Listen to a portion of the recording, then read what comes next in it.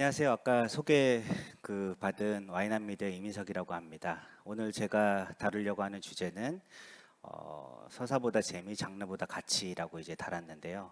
기본적으로 제가 준비한 장표는 사업 구조에 대한 얘기를 주로 할 거예요. 거기에 이제 사례를 곁들여서 진행하도록 하겠습니다. 먼저 제가 세 개의 그림을 가지고 왔어요. 지금 예술이나 우리가 다루고 있는 콘텐츠의 변천이 어떻게 되어가는지를 제 나름대로 생각한 부분을 전달드리도록 하겠습니다. 세 가지 그림이 있습니다. 첫 번째는 제가 타이틀을 붙인 게 유화의 발명. 이게 얀반 에이크라는 르네상스 그 마렵의 이제 화가죠. 그때 이제 유화가 발명이 됐는데요. 그 아르놀피니 부부의 결혼이라는 작품일 겁니다. 이 작품을 가만히 보시면은 그 당시에는 그 그림을 그린다는 게 그렇게 아무나 할 수 있는 작업은 아니었습니다. 그 어떤 그림을 그렸을 때 그게 물감이 너무 빨리 굳어버리는 바람에 실제로 어떤 특정한 기술이 없으면은 할 수가 없는 그런 장르였죠. 근데 그게 유화가 발명이 되면서 유화가 이제 잘 굳질 않잖아요. 그리고 덧칠도 할 수 있고 좀 보편화됐어요. 그런 시기에 유화라는 어떤 장르가 그 기술이 보편화되고 이런 그림이라는 미술이라는 아트웍이 이제 보편화되면서 이때 당시에 우리가 보통 인정하는 어떤 주된 콘텐츠들은 아트폼, 그러니까 굉장히 기술적으로 탁월한 작품들이 평가받는 시대였습니다. 그리고 쭉 시간이 흘러서 현대에 들어서는 그런 작품들이 흔해졌죠. 여러 가지 시도들이 있었고 아티스트들의 다양한 사조들이 등장했습니다. 그리고 현대에 이르러서는 그게 너무나도 흔하게 복제가 되는 환경이 됐어요. 뭐 우리가 이제 이미 우리는 익숙해진 환경인데 어떤 뭐 카피가 쉽다거나 아니면 이제 영상으로 다루어진다거나 그래서 굳이 그림으로 표현할 필요가 없는 시대가 돼버렸죠. 그 시대에 등장했던 게 이제 실크 스크린 기술이라고 자가 복제를 하는 형식의 어떤 아트웍들이 이제 발전하게 됩니다. 앤디 워홀의 작품인데요. 이게 주된 특징이 뭐냐면은 이제부터는 이제 우리가 다루고 있는 예술이나 콘텐츠가 개념과 아이디어가 되게 중요해지는 시대로 접어들게 됐습니다. 그런데 현대에 이르러서는 좀 더 이게 더 많이 진화가 됐어요. 이게 이제 뱅크시 작품일 거예요. 이게 우리 뭐 뉴스로도 많이 나왔는데 어떤 그림을 경매를 했는데 굉장히 고가의 거래가 되는 그 순간 파쇄를 해버리는 그 모습을 보여줬습니다.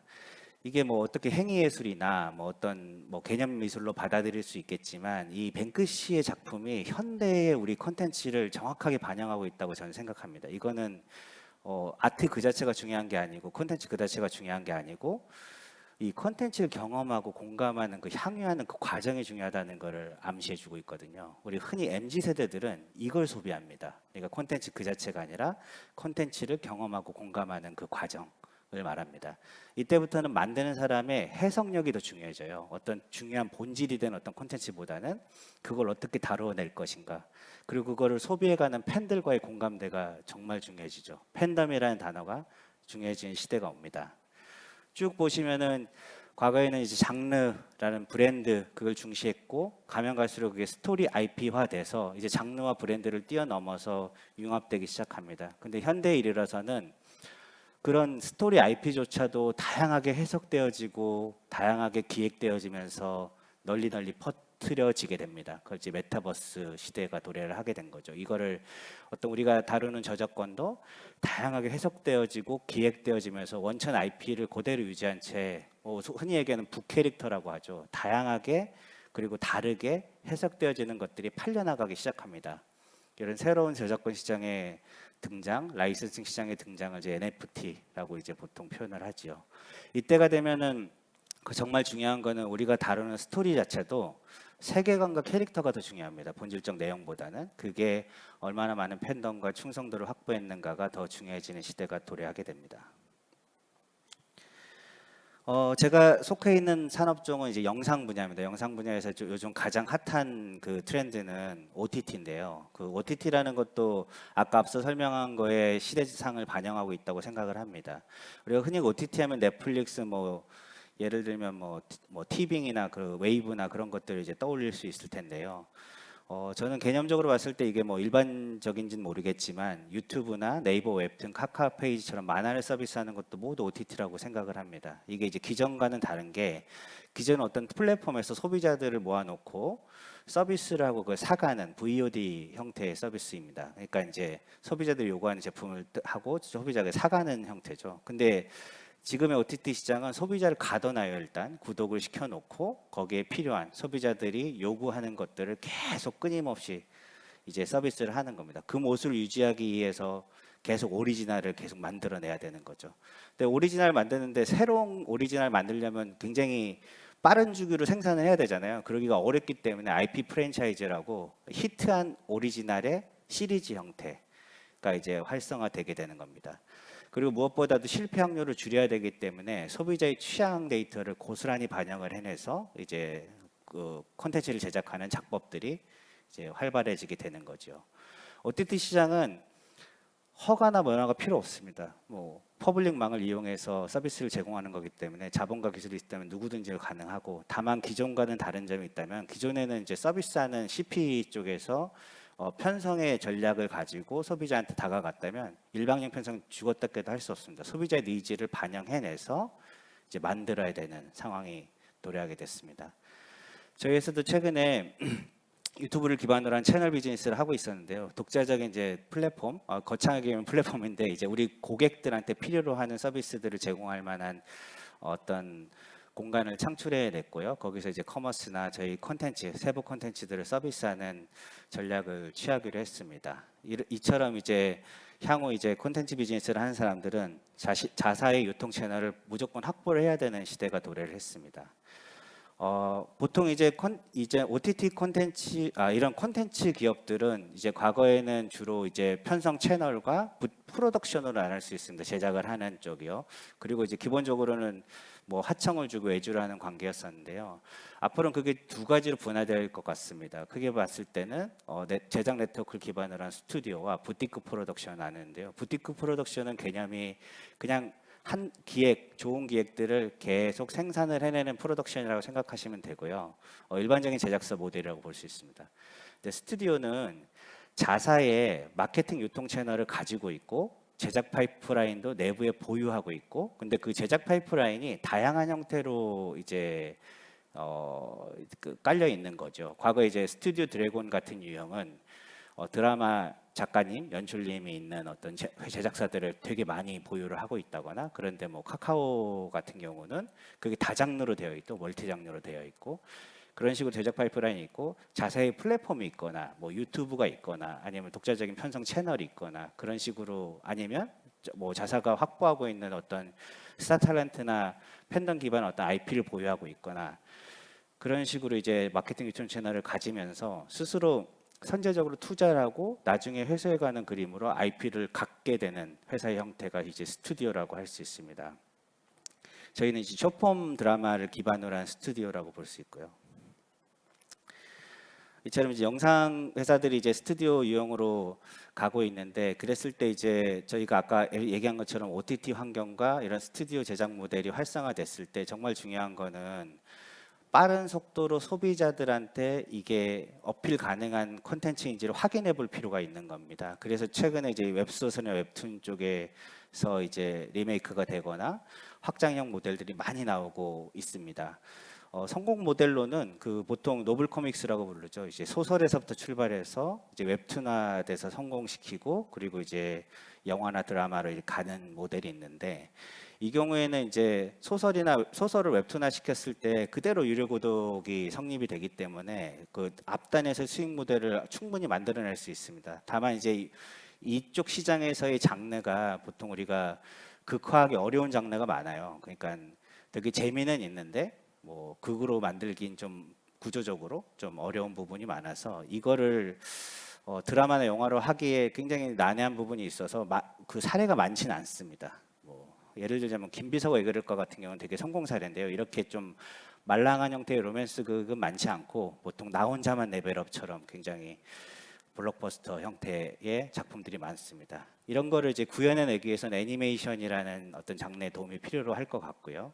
근데 다만 이제 웹툰은 드라마로 해서 성공 사례가 굉장히 많이 누적이 되어 있습니다. 그리고 반대의 사례도 있죠. 드라마로 만들어지면서 동시에 웹툰으로 출시가 된다거나 이러면서 이제 점점 앞서 얘기한 것처럼 이제 장르들이 융합이 되어가고 원래의 기획을 같이 하는 구조가 이제 활성화되어 간다고 보고 있습니다. 제가 이제 개념을 잡아봤는데 IP를 이제 서큘레이션 하는 거죠. 그러니까 어떤 특정한 IP를 어디서부터 출발하는지는 정하지 않습니다. 이제 만화가 돼도 되고요. 그리고 드라마가 돼도 되고, 드라마의 경우는 사실은 이제 장편 드라마보다는 저희 같은 쇼폼 드라마가 처음에 선보이기는 좀 유리하죠. 애니메이션 뭐 프리퀄이 돼도 되고요. 게임이 돼도 되고. 이런 식으로 IP가 나왔을 때 이 IP를 다장르로 이제 확산시키는 작업물을 하게 되는데, 과거에는 이걸 OSMU라고 하나를 히트시키면 이제 폭포수 전략으로 계속 다른 IP의 롱테일 매출을 늘리는 방향으로 나갔는데요. 요즘은 이게 이제 트랜스미디어적으로 접근을 해가야 됩니다. 그러니까 예를 들면 아까 제가 MZ 세대가 그런 과정을 소비한다 그랬죠. 경험과 공감을 소비한다 그랬는데, 처음부터 이 작품이 예를 들면 게임화를 전제로 되고 만화화를 전제로 되고 애니화를 전제로 되고 뭐 영화나 드라마가 나온다든지 그런 식으로 갔을 때 그게 나올 거야라는 기대감과 팬덤이 형성이 될 수 있다는 거죠. 그래서 초반부터 그런 형태의 기획 펀드를 운영해서 만들거나, 아니면 스튜디오 자체가 그걸 다 갖고 있는 스튜디오에서 그렇게 기획을 하거나, 그런 형태가 좀 활성화되리라고 보고 있습니다. 굿즈도 마찬가지고요. 그 부산물로스 굿즈도 나와서 매출에 기여할 수가 있겠죠. 엊그제 이제 하루 만에 뭐 전 세계 1위 기록한 이제 연상호 감독님의 지옥이라는 작품도 보면은 인터뷰에 바로 나오잖아요. 연상호 감독님이 바로 이제 애니화 작업을 예고를 했잖아요. 그건 세계관이 있고 그게 이제 앞으로 나가는 게 전제가 되어 있다는 뜻입니다. 그랬을 때 팬덤이 고정할 수 있겠죠. 그리고 무엇보다도 MZ 세대는 그 과정을 소비하는 걸 굉장히 좋아하는 세대라고 저는 생각을 합니다. 그래서 앞으로는, 과거에는 이제 우리가 미디어 산업을 들여다봤을 때 미디어 산업의 어떤 패자들, 굉장히 강력한 회사들은 수직 계열화, 그러니까 모든 산업군의 요소들을 다 보유를 하고 이제 거의 독과점적 구조로 이제 갔다면은, 이제부터는 이제 그거를 다 하기가 어려워요. 왜냐하면 IP나 기획에서부터 출발을 해야 되기 때문에 이걸 다 사들여서 자산에 보유해가지고 그게 성공적으로 라인업이 돌아가리라는 보장이 없잖아요. 그래서 실제로는 어떤 특정한 부분에 스튜디오들이 연합을 하거나 여러 장르들이 융합을 해가지고 네트워크해서 이런 다장르 스튜디오들이 공동 제작을 해내거나 어떤 펀드를 운영해서 이제 IP를 개발하거나 그런 쪽도 많이 활성화되지 않을까. 보통 이제 우리가 영화 펀드들이 있었잖아요. 그 영화 펀드들의 어떤 그다음 진로가 이런 쪽의 IP 제작 펀드, 공동 제작 펀드 이러지 않을까라고 저는 생각을 하고 있습니다. 아직 이제 우리나라에서 이 웹툰과 드라마가 엄청나게 지금 글로벌 시장에서 어필을 하고 있고요. 저희 같은 경우도 이제 쇼폼 규모가 좀 작긴 하지만 일본의 아베마 TV라고 이제 토종 OTT 1위 기업인데요. 거기서 저희 작품이 오늘부터 계약 내내라는 일진에게 찍혔을 때라는 게임 원작의 스피노프 작품이거든요. 그게 1위를 기록한 적도 있고 굉장히 많은 MZ 세대가 소비를 해주고 있어요. 그래서 그런 부분들이 많이 활성화되고 있는데, 향후에는 이제 애니메이션, 뭐 버추얼 캐릭터라든지 그런 부분들도 굉장히 한류 진영 안에 들어오지 않을까라고 생각이 듭니다. 그리고 게임사들도 여기서 등장하는 원작 IP에 기반한 게임들을 많이 출시를 할 걸로 기대가 되고 있고요.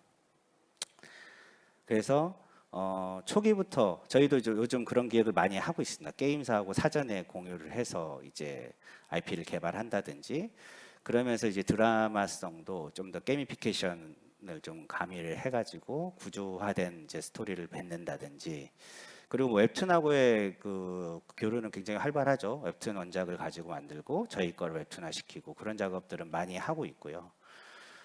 그 외 애니메이션 쪽으로도 열심히 지금 기획을 하고 있습니다. 그게 이제 보통 우리가 이제 그 장르를 그대로 드라마하고 영화하는 게 과거의 방식이라면, 스핀오프라는 방식이 있잖아요. 스토리를 빼와서, 혹시 캐릭터를 빼와서 세계관만 엮는 그런 기획들이 활성화되지 않을까라고 생각이 듭니다. 궁극적으로 이제 앞으로의 시장은 저희 오늘 이제 라이선싱 콘 어떻게 보면 저희 주력 분야는 아닌데요. 여기에 저도 초대해 준 이유가 분명히 있을 거라고 생각이 듭니다. 저희가 다루는 장르가 여기에서 기하는 바가 분명히 있고, 저희도 다양한 어떤 캐릭터나 이제 만화 장르하고 협업, 그리고 애니메이션 장르하고 협업이나 구조적인 어떤 뭐 인수합병 전략을 쓴다든지 그런 방식으로 이제 회사를 키워나가고 있는데요. 그때 이제 본질적으로 제가 생각하는 몇 가지 포인트들을 마지막으로 좀 말씀드리고 이 강연을 마치도록 하겠습니다. 기본적으로 IP 산업은 하나를 만드는 건 의미가 없습니다. 그러니까 아까 부티크라는 얘기를 했죠. 하나나 두 개를 터뜨려서 그 힘으로 간다는 건 별로 의미가 없는 게 왜 그러냐면은 그 유행의 주기가 너무 짧아요. 과거에도 짧았지만 지금은 더 짧습니다. 뭐 예를 들면 어떤 작품이 나왔는데 그 다음 작품이 더 터져버리면 앞에 작품이 묻혀버리는 거거든요. 그래서 IP 기업들은 기본적으로 생산성이 되게 중요해요. 그러니까 라인업이 중요하고 그 라인업을 만들어내는 크리에이터 집단들, 그런 이제 스쿼드, 보통 이제 뭐 스포츠 구단에서 스쿼드라고 그러지, 선수단. 이 굉장히 중요한 거고 그걸 조직화시킬 수 있는 능력도 되게 중요하리라고 봅니다.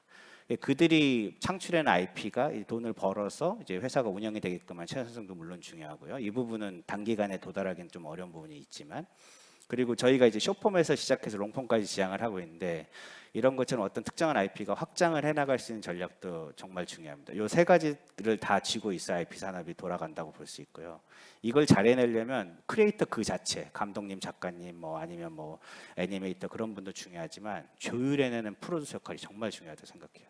이 산업이 크려면 프로듀서가 강해야 돼요. 뛰어나야 되고. 저희도 집중적으로 프로듀서를 많이 육성하고 있고 전 장르에서 프로듀서가 길러져야 된다고 저는 보고 있습니다. 그리고 여러 가지 이제 드라마 제작소 여러 군데 뭐 예를 들면 애니메이션에서 여러 군데를 동종의 스튜디오를 딱 모아서 이제 독과점 형태로 찍게라 하는 것보다는 롤플레잉을 해낼 수 있는 스튜디오들이 연합을 하거나 합쳐지거나 그렇게 해서 팀전을 하는 게 훨씬 더 유익한 결과물을 낼 수 있다. 이런 시장에서 아까 말한 것처럼 MZ세대는 경험을 소비하기 때문에 그 경험을 창출한 기획을 다 같이 고민할 수 있는 집단이 더 유리하겠죠. 그리고 이렇게 창출해낸 IP 기획들을 이제 글로벌, 우리나라 국내 시장에 요즘은 뭐 이건 제가 굳이 말할 필요도 없겠죠. 글로벌로 나가는 게 정말 중요하다고 생각이 들고, 저희도 실질적으로 숏폼 드라마를 한국에 있는 저희 유튜브 채널에 트는 게 목표가 아니라 일본의 OTT에 트는 것, 그리고 텐센트 위티비에 트는 것을 목표로 하는 작품들도 꽤 많아요. 그게 우선입니다. 저희 작품 중에 있던 라인업들은. 예를 들자면 BL 같은 경우, BL 장르는 한국에서는 보편적이지 않은데 해외에서는 굉장히 활성화돼서 저희가 세빛남고 학생이라는 작품이 이제 왓챠에서 1등을 했었는데 그게 이제 동남아 텐센트 위티비에서도 1등했거든요. 우리나라 사람들은 잘 몰라요. 엄청나게 소비가 되고 있습니다. 그런 것들이 되게 중요하다고 생각이 됩니다. 그리고 마지막으로 키 크리에이터에 대한 존중감과 그런 어떤 그분들에 대한 보상 대우 물론 중요하지만 이 기획을 창출해 내가는 집단 창작이 가능한 파이프라인에 대한 고민, 제작 구조에 대한 고민들도 많이 일어나야 되겠다라는 생각을 하고 있습니다. 이상으로 제 발제를 마치겠습니다. 감사합니다.